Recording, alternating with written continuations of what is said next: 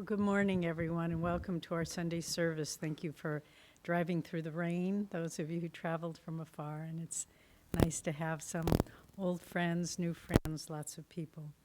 For those of you who don't know us, who are maybe new to Ananda or new to our Sunday service, my name is Nayaswami Devi, and this is Nayaswami Jyotish, and we're longtime members of Ananda and I'm not sure where we live exactly. We travel around a lot, but right now we're in Los Angeles. So we're going to start by reading from this beautiful book of prayer poems by Paramahansa Yogananda called Whispers from Eternity. By the way, I think, it's for sale back there. But this beautiful cover was designed by a young Indian woman who is a student in our Ananda college. And she designed it as an art project for a graphics art class she was taking, and we just saw how beautiful it was, and we said, let's put that on the cover of a book. So that's sort of tells a lot about what Ananda is like.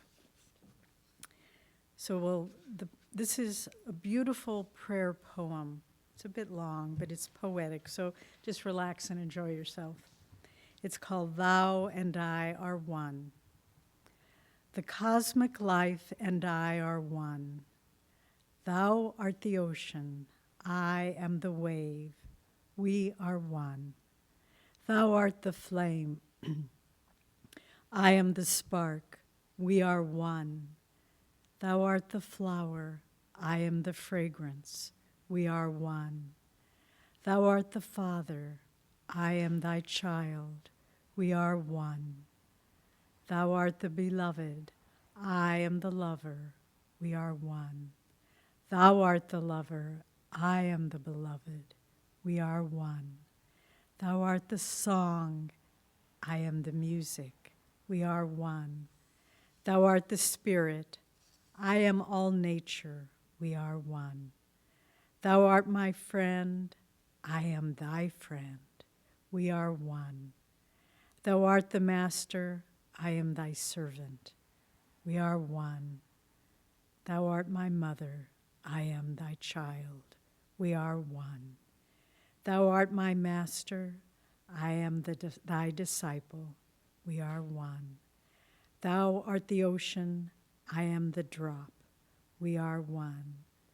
Thou art all laughter, I am a smile, we are one. Thou art the light, I am the atom, we are one. Thou art consciousness, I am the thought, we are one. Thou art eternal power, I am strength, we are one. Thy peace and I are one, thy joy and I are one, thy wisdom and I are one, thy love and I are one.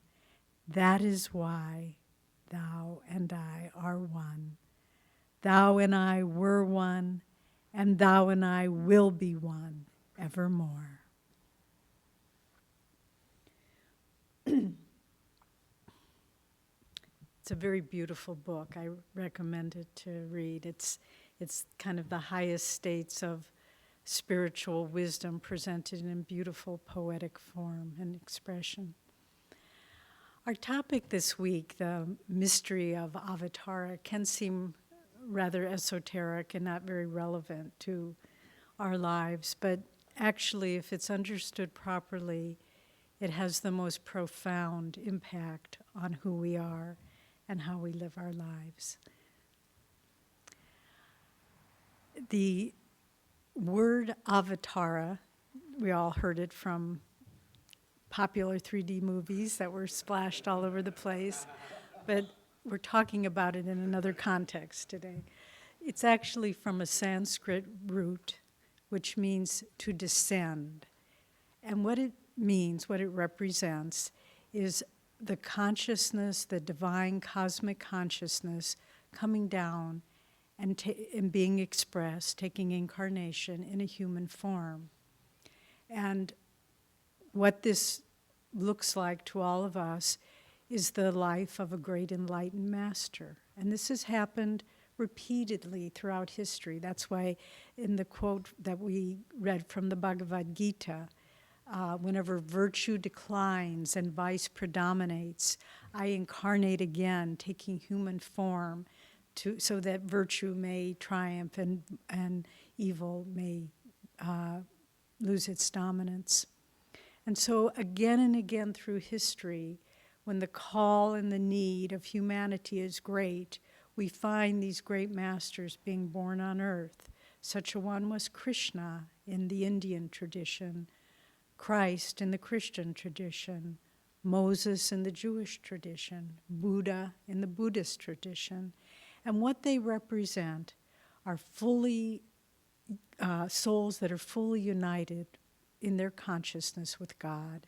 And they come to, as you can see, they usually start a new religion. And yet, it's not proper to say a new religion, because there's really only one religion. There's only one truth. And that truth is essentially that beneath all the forms, there is a divine consciousness. And the expressions are many. Moses came at a certain time to bring a kind of expression of divine consciousness. Christ came to reinterpret that expression that Moses gave. Buddha came at a time in the East when people had gotten too locked into form and kind of passivity in religion. Krishna came with another mission. And so they come as living expressions of higher consciousness with a mission on earth. And we need to understand, in our Judeo-Christian tradition, we think in terms of this form or that form, but there are many, many expressions. And we need to understand that the truth comes again and again to humanity for us, not because God needs to establish a new religion because he needs some more churches somewhere on this planet. These expressions come because there is a need in the human mind and the human heart for greater understanding. And so these avatar, this descent, we need to understand, people come often to, when they first come to Yogananda's teachings, they say, well, why is Christ on the altar? You know, is that to appease the Western tradition? Not at all.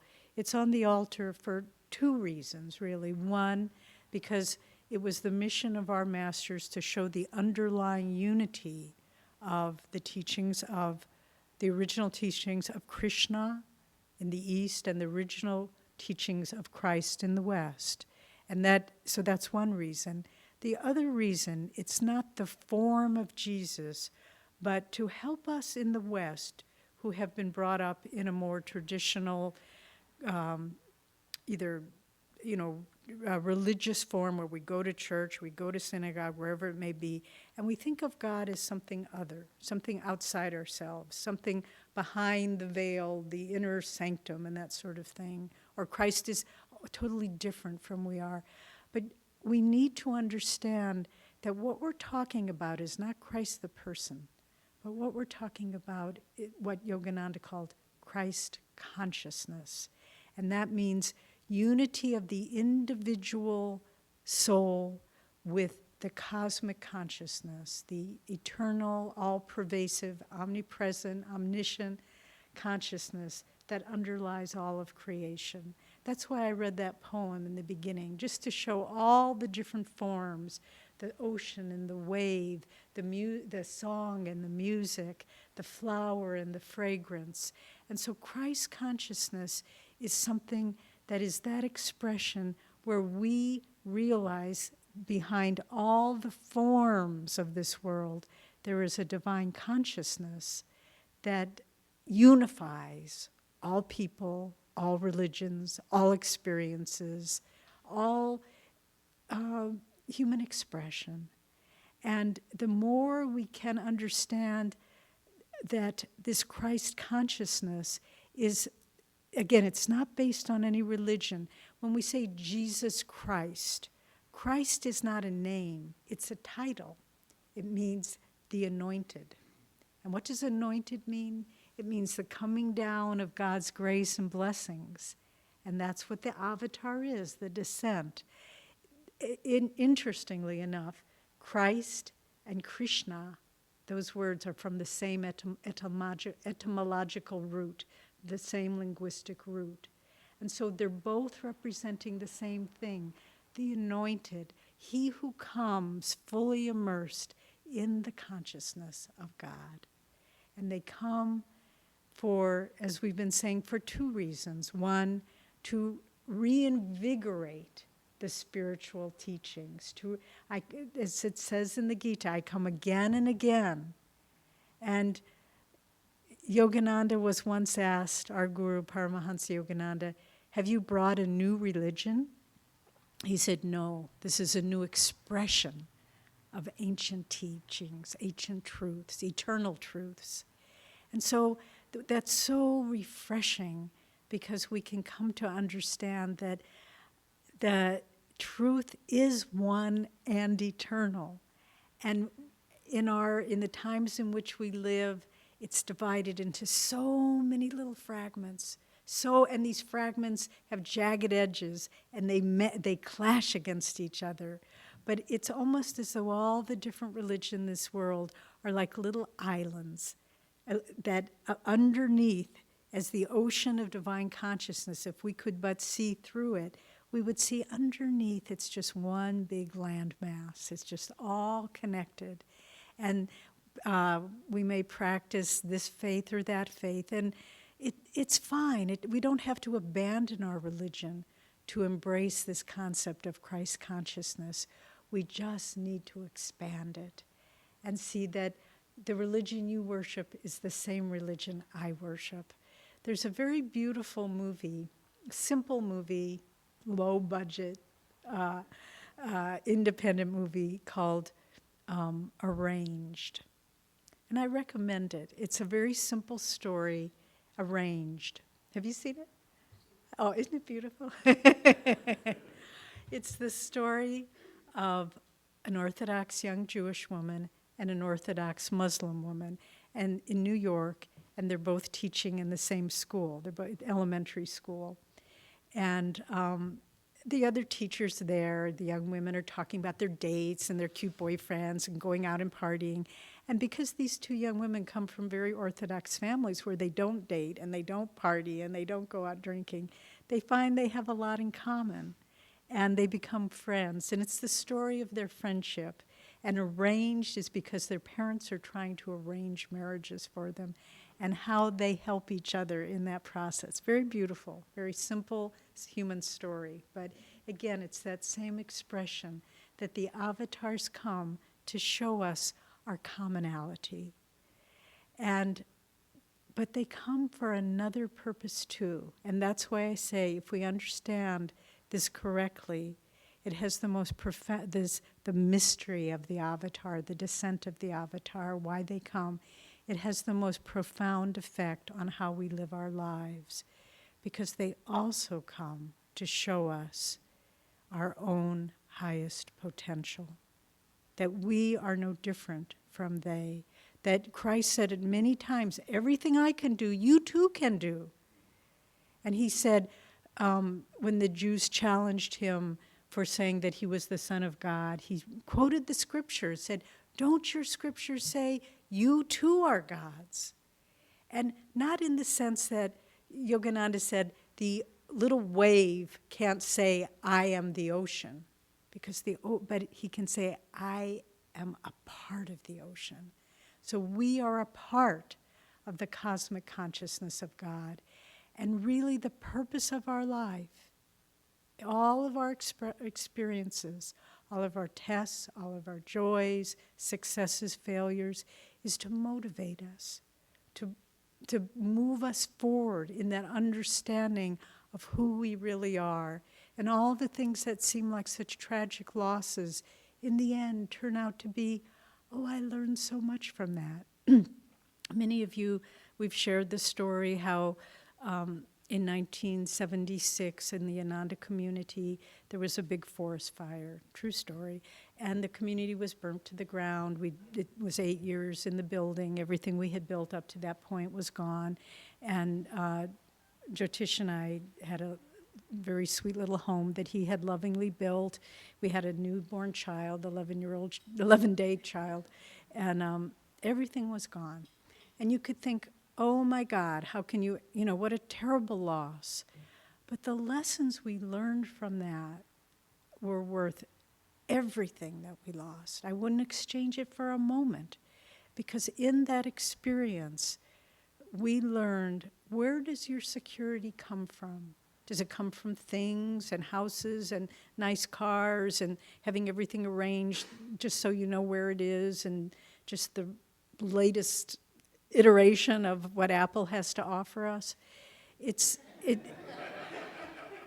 doesn't come. What I learned in that experience was that if you don't have security in yourself, because I was thinking about this new little baby, I have no home for him. I had no home. I had nothing. When the fire struck, I was in a car. All I had was the little diaper bag. That's what we had for the baby. And some of you, I know, I was sharing with a friend who parents moved, Jews escaping from Russia, from Germany after the war, fleeing with nothing. And you learn from that. You learn that your security comes from within yourself. And if you can, and I knew in that time that if I couldn't provide a sense of security and nurturing and home for that child from my own consciousness, then nothing in the world was going to give it to him. And so it is with the things we lose in this world. If we can understand, they're to remind us where our strength is, that we have the potential within us to overcome any obstacle. And the good news is that within us there is the innate longing to know who we are, to know our full potential. I remember I had a dream some years ago. I was already on the spiritual path, but in the dream, I was just looking in a mirror, and I couldn't see. It was like it was veiled, but I knew it was it wasn't just a superficial dream. I knew it had a meaning in it for me, and it was like, who am I? And it was like, you don't know yet, but you will. And I woke up feeling this tremendous sense of hope. It was a beautiful dream in that. And so the avatars come by their example to remind us who we are and what our potential is. Christ said too, to as many as received him, to them gave he the power to become the sons of God. What does it mean to receive him? To have our hearts open to the potential of higher wisdom in this world. There's a story from the Indian scriptures that is very illustrative of what we're talking about. And it's the story of three kings. And they hear someone tells them, he who knows his true self will be master of the universe. And they think, well, whoa, that's a good deal. If I find out who my true self is, I can, conquer all the world. I can be dominant over the neighboring kingdoms. And so they hear that there's a wise man, a guru, in a distant area. And so they all three travel, and they all come to this wise man and say, can you tell us the secret of who we really are? And the wise man looks at each of them and he says, well, I can do this, but first you have to do something. You need to go, there are some caves in the nearby mountain, go and meditate for 7 years and then come back to me. And so motivated were they to be masters of the world that they all went to those caves and meditated. And then after 7 years they came back and they said, now, Master, tell us who we are. And he said, there's a lake at the bottom of this mountain on which we are living. Go and look at your reflection in the lake, and that is who you are. And they all went down, and the first one looked, and he saw his divine raiments and his jewels and his crown, and he said, I am the king of the universe. That's who I am. And he just went off and went back to his kingdom. But he didn't know who he really was. The second one and the third one said, we came here 7 years ago, and now we look in this pool, this lake, and our garments are somewhat disheveled and dirty, our hair is ragged, our outward appearance has changed. This can't be who we really are. So they go back to the guru and they say, tell us, Master, who are we? And he said, well, to find that out, you need to go back and meditate 7 more years. So they go up to the cave and they return after 7 years. And they said, Master, tell us who we are. And they look in the pool, and the second one says, well, I see myself, I've changed. I see that I've grown deeper in my character and in my qualities. So I must be, and my mind has grown more subtle in its perception. I must be my mind and my personality. And he goes off and he thinks that he's discovered who he really is. But the third one, he did not become the master of the universe. And the third one said, no, I've changed in these 7 years. I'm not the same person. This can't be who I really am. If my body can change, if my mind can change, this is not my true reality.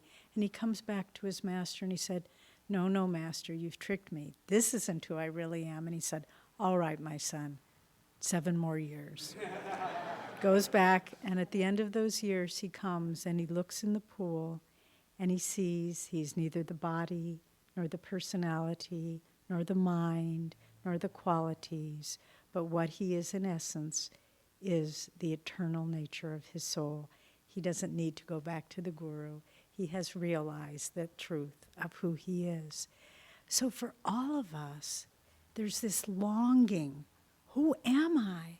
I'm more than my mind. I'm more than my personality. I'm more than how people relate to me. I know it. And so we're drawn to this, trying to feel our potential. But there's another thing that pulls us, and that's the longing of the heart. There's this separation. We feel no matter what I get in life, no matter who I know, no matter what love I receive, there's something that isn't quite fulfilled. And someone recently gave us a beautiful CD called Irish Tenors. The Irish people have such beautiful voices. And there's one song that, it's sort of the epitome of Irish music, Oh Danny Boy. And people, you think it's kind of an emotional song, but we've been listening to it, and it's so beautiful. Because it's the song, they tried, well, what is the song about? Is it about a young man going off to war, or is it the young son leaving Ireland to go to America? But I don't think we can pin it down. It's just the longing of a loved one being separated, knowing that you'll probably never see him again. And what it really captures is that innate longing of our hearts to find that union with divine love that only the soul can know.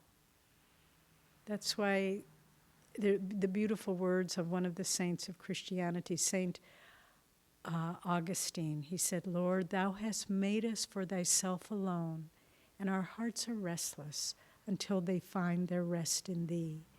And so that longing, who am I? I need to feel that completion that can only come as we move our consciousness within and explore the inner kingdom of reality.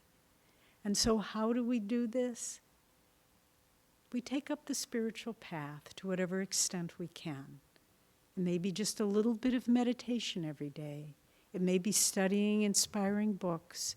It may be ultimately taking up the path of discipleship. But the teachings of yoga, unlike any other religious orientation, give us techniques, how we can know God. Practices, attitudes, techniques, all of these things that help us to realize our own potential. It says in the Bhagavad Gita, even a little practice of this inward religion, meaning meditation, will free one from dire fears and colossal sufferings. I love that quote because it encourages people, start where you are. Even a little bit of it will change your life, will change your consciousness, will help you to deal with dire fears and colossal sufferings, and really what life is without those situations. So the descent of the Avatar is to remind us, it's not just something that you read about in obscure texts. It's to look in the mirror and say, I too am that. By my own determination, by my own concentration, by my own longing, I can become that, even as those who went before me have become that. Paramahansa Yogananda said, the time for knowing God has come. That's why he came. And it's up to us now, to the extent that we feel drawn to that, to give attention to what has been given before us. And I just want to conclude, Whispers, by just reading the last words of this poem. You can close your eyes and just the last stanza. Thy peace and I are one. Thy joy and I are one. Thy wisdom and I are one. Thy love and I are one. That is why thou and I are one. Thou and I were one, and thou and I will be one evermore.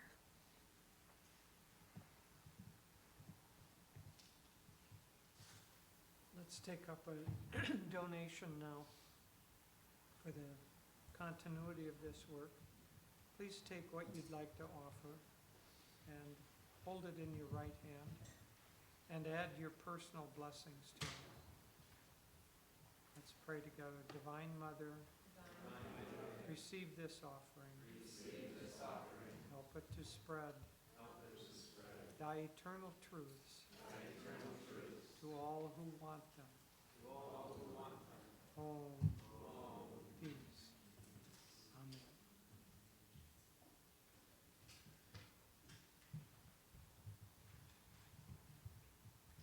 And now the Ananda LA Singers, is that? LA Joy Singers. The LA Joy Singers.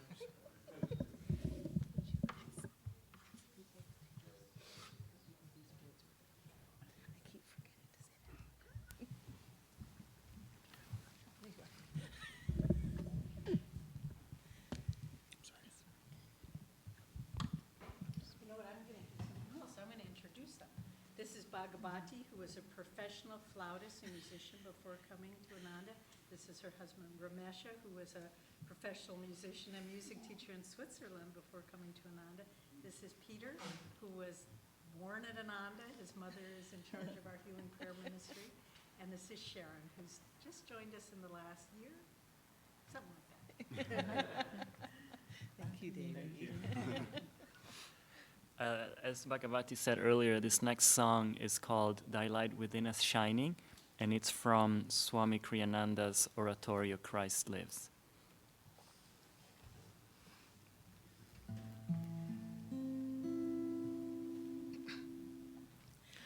Thy light within us shining, has shone where freedom lies.